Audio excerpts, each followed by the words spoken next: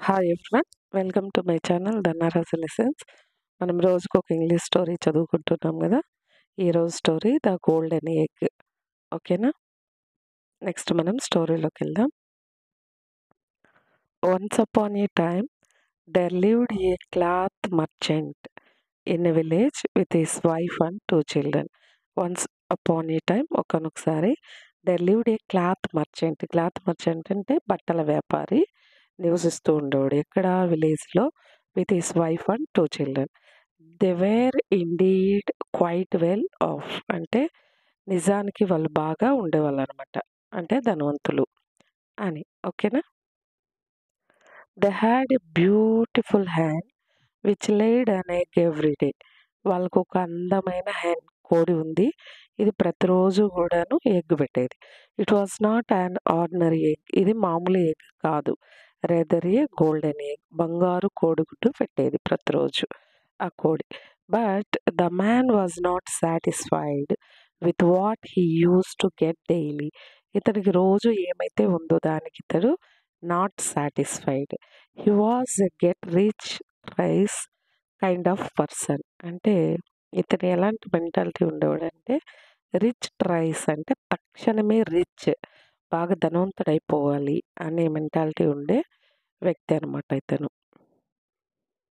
The man wanted to get all the golden eggs from his hand at one single go. ఇతడు అనుకున్నాడు, all the golden eggs, అన్ని బంగారు కోడిగుడ్లు, one single go, ఒక్కసారిగానే తనకి సొంతం అవ్వాలి అని అనుకున్నాడు. సో కాబట్టి one day he thought hard. తను గట్టిగా ఒక నిర్ణయానికి వచ్చి, and at last clicked upon a plan. ఒక ప్లాన్ వేసాడు దానికోసం. He decided to kill the hen and get all the eggs together. ఇతడు డిసైడ్ అయ్యాడు ఏమని, ఆ హెన్ని చంపేద్దాము, and get all the eggs together, ఒక్కసారిగా అన్ని ఎగ్స్ని తీసుకుందాము అని ఒక ప్లాన్ వేసి డిసైడ్ అయ్యాడు అనమాట. దాన్ని చంపేయాలని డిసైడ్ అయ్యాడు. సో కాబట్టి the next day when the hen laid a golden egg, the man caught the man caught hold of it and took a sharp knife, chopped off its neck and cut its body open. So next day అది కోడిగుడ్డు పెట్టేటప్పుడు, బంగారు కోడిగుడ్డు పెట్టేటప్పుడు, the man cot hold of it, దాన్ని పట్టుకునేసి, టుక్ ఏ sharp knife, చాలా షార్ప్గా ఉండే కత్తి తీసుకొని, చాప్డ్ ఆఫ్ ఇట్స్ నెక్, దాని నెక్ని కత్తిరించేశాడు. చాప్డ్ ఆఫ్ అంటే కత్తిరించేశాడు. And cut its body open, బాడీని కట్ చేసి ఓపెన్ చేశాడు. ఓపెన్ చేస్తే ఏముంది? దెర్ వాజ్ నథింగ్, ఏమీ లేదు. బట్ బ్లడ్ ఆల్ అరౌండ్, మొత్తం రక్తమే ఉంది. And no trace of any egg at all, అక్కడ ఎగ్ జాడే లేదు. ట్రేస్ అంటే జాడే లేదనమాట.